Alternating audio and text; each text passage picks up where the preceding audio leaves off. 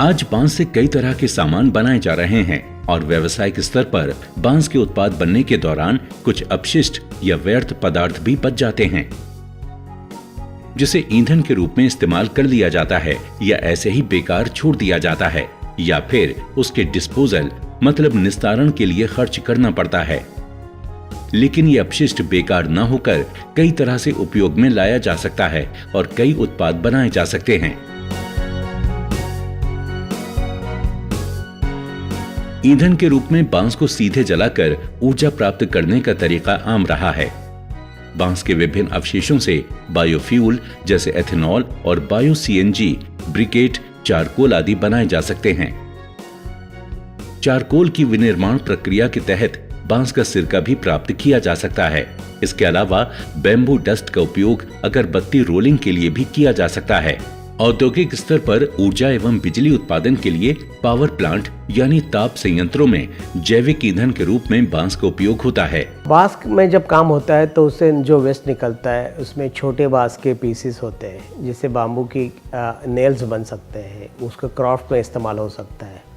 जब हम बांस को काटते हैं उसमें से कुछ पाउडर निकलता है, उस पाउडर को हम बोर्ड बनाने के लिए इस्तेमाल कर सकते हैं या अगरबत्ती स्टिक का ऊपर का कोटिंग बनाने के लिए इस्तेमाल कर सकते हैं। बांस से जो छोटा छोटा पट्टियाँ बचती है उस पट्टियों को क्राफ्ट प्रोडक्ट में, फर्नीचर में बहुत अच्छी तरह से इस्तेमाल किया जा सकता है। बांस अगर फटा हो तो उस फटे हुए बांस को लेके वॉल पैनल के लिए जो फ्लैटेंड बाम्बू के चीज़ें बनती है उसको इस्तेमाल किया जाता है। तो बांस का हर टाइप के बांस का और हर बांस का कंपोनेंट का इस्तेमाल होता है, उसमें किसी चीज़ को वेस्ट बोला नहीं जा सकता। जो भी इस काम के लिए इस्तेमाल नहीं होगा वो किसी और चीज़ के लिए जरूर होगा। बांस से कई तरह के अपशिष्ट पदार्थ निकलते हैं, जैसे डंठल, बांस का ऊपरी छोर, बांस के नीचे वाला हिस्सा, बांस की ऊपरी छाल, उत्पाद बनाते वक्त बचा हुआ अनुपयोगी हिस्सा, बैम्बू डस्ट इत्यादि। सामान्यतः हम इन सभी बांस के बचे हुए हिस्सों को वैसे ही छोड़ देते हैं, परंतु इन सभी अपशिष्ट पदार्थों में भी व्यवसाय की कई नई संभावनाएं छुपी हैं। इसका व्यावसायिक उपयोग यूनिट के मुख्य उत्पादों को अधिक प्रतिस्पर्धी बनाने में भी मदद करता है। आज बढ़ती आबादी की ऊर्जा जरूरतों को पूरा करना देश के लिए एक चुनौती बन गया है। देश में परिवहन और घरेलू उपयोग की ऊर्जा जरूरतों को पूरा करने के लिए हर साल 89% पेट्रोलियम का आयात किया जाता है।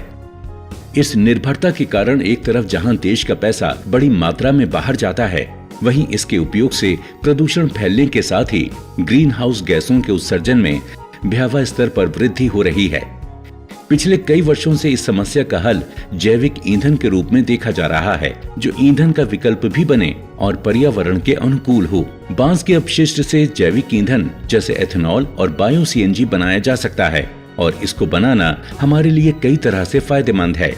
सबसे पहले अपशिष्ट का निपटारण, दूसरा लोगों के लिए व्यवसाय के नए अवसर तथा तीसरा जैविक ईंधन की प्राप्ति। बायो सीएनजी और एथेनॉल का उपयोग वाहनों में ईंधन के रूप में किया जाता है। ये ईंधन का स्वच्छ, सस्ता और पर्यावरण के अनुकूल साधन है। बाम्बू का स्टिक, अगर अगरबत्ती स्टिक आप बनाने जाएंगे तो उसमें बहुत सारा वेस्टेज निकलता है।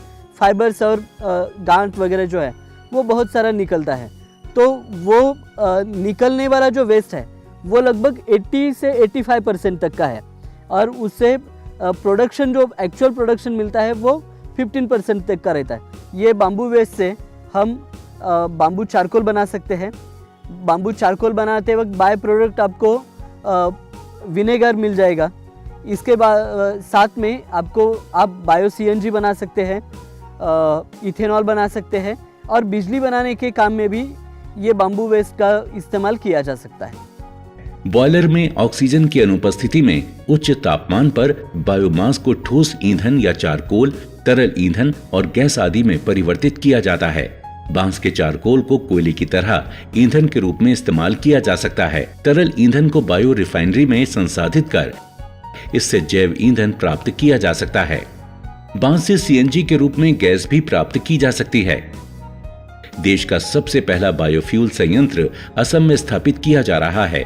वहीं पुणे में बांस का बायो सीएनजी संयंत्र स्थापित है। बांस के अवशेषों अथवा चारकोल से ब्रिकेट बनाया जाता है।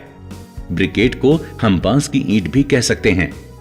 जो चारकोल हमने पीसा हुआ चारकोल जो है उसमें लगभग वो अगर हमने 10 किलो का लिया है बाम्बू का चारकोल, बाम्बू का जो वेस्ट है वो, तो उसमें लगभग 1 किलो आटा जो है, आटे का वेस्ट जो है वो उसमें मिक्स करना है पानी के साथ में और उसको इकट्ठा करके हम ब्रिकेट्स बना सकते हैं। और ये ब्रिकेट्स जो है वो होटल इंडस्ट्री में फ्यूल के जगह पे यूज़ किया जा सकता है। अभी जहाँ जहाँ पे कोयला यूज़ किया जाता है बॉयलर में, तो वहाँ पे ये ब्रिकेट्स बनाए जा सकते हैं। लगभग ये जो चारकोल हम बनाते हैं, ये चारकोल का किलो का रेट जो है वो मिनिमम कम से कम 25 रुपये किलो जाता है और ये टन में हो जाता है 25,000।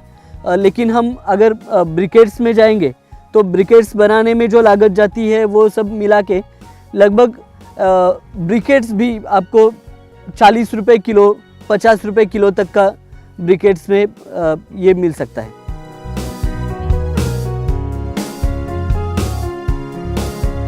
बांस से बने चारकोल का कई तरीके से उपयोग किया जा सकता है, जैसे कि ईंधन, मिट्टी की उर्वरकता बढ़ाने के लिए, शोधन या प्यूरिफिकेशन और अवशोषण यानी एब्जॉर्प्शन इत्यादि के लिए किया जाता है।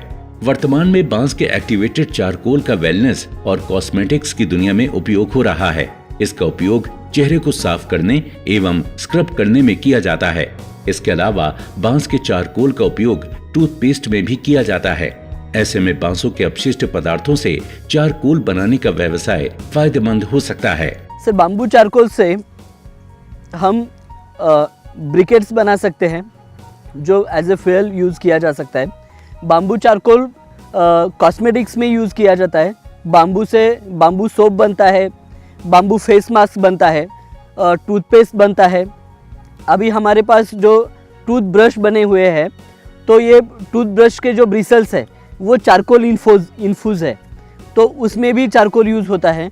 Charcoal as a air purifier use किया जाता है और सालों से ये वाटर प्यूरिफिकेशन के प्रोसेस में भी चारकोल को यूज़ किया जाता है। केमिकल कंपनियों में और पेंट बनाने की जो कंपनियां हैं वहाँ पे भी चारकोल का यूज़ किया जा सकता है। सर, आज हम बैम्बू वेस्ट से बनने वाले कई प्रकार के जैव ईंधन में से एक बैम्बू चारकोल बनाना सीखेंगे।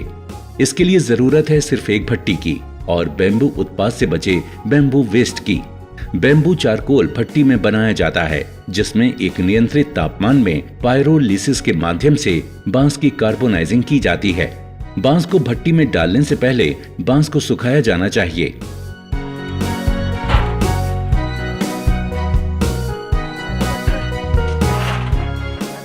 सबसे पहले चरण में भट्टी में बांस की लोडिंग की जाती है।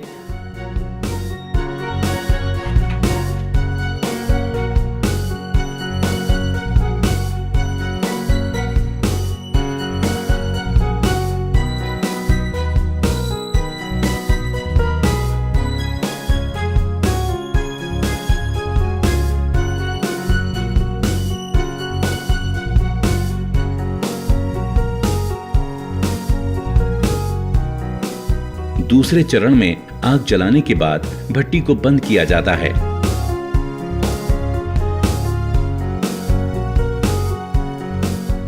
अगले चरण में बांस के टुकड़े को भट्टी में जलाया जाता है। चिमनी से धुएं के रंग में परिवर्तन इस बात का द्योतक है कि चारकोल निर्माण शुरू हो चुका है। जब तक बांस में नमी होती है, धुआं सफेद और गाढ़ा होगा। सफेद धुआं कुछ देर तक जारी रहेगा। कार्बनीकरण प्रक्रिया के दौरान धुआं ग्रे से नीले रंग में बदल जाता है। नीला रंग एक संकेत है कि कार्बनीकरण शुरू हो गया है। जब धुएं का रंग नीले से लगभग साफ या पारदर्शी हो जाता है, इसका मतलब है कार्बनीकरण प्रक्रिया पूरी हो गई है। इस प्रक्रिया में लगभग 2 घंटे का समय लगता है। कार्बनीकरण प्रक्रिया पूरी होने के बाद भट्टी के ठंडे होने का चरण शुरू होता है। ये चरण लगभग 30 मिनट तक रहेगा। बैम्बू वेस्ट से चारकोल निर्माण की पूरी प्रक्रिया को लगभग 3 घंटे लगते हैं। ठंडी होने पर भट्टी खोलकर चारकोल निकाला जाता है।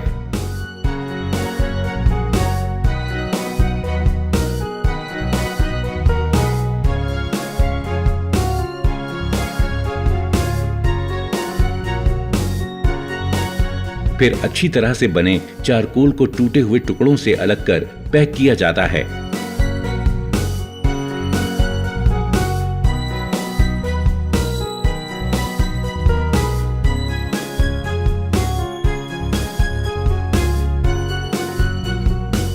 टूटे हुए चारकोल को ब्रिकेट उत्पादन के लिए पैक किया जाता है। बेम्बू वेस्ट से चारकोल निर्माण यूनिट को स्थापित करने के लिए लागत मात्र 10,000 रुपए है। इस तरह की एक यूनिट से प्रति 3 घंटे लगभग 10 किलो चारकोल का उत्पादन किया जा सकता है। उत्पादन के अनुपात में लागत कम या ज्यादा भी हो सकती है। वहीं 5 टन प्रतिदिन उत्पादन क्षमता का बेम्बू चारकोल संयंत्र लगभग 2.5 करोड़ में स्थापित किया जा सकता है, जिसमें मशीनरी की लागत लगभग 70 लाख रुपए है।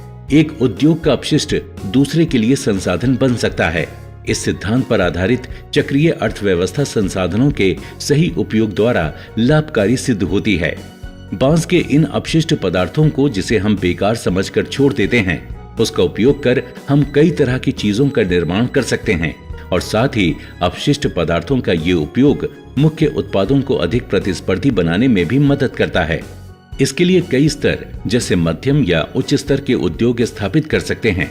साथ ही कई उत्पादों का निर्माण कर इस व्यवसाय को अपना सकते हैं।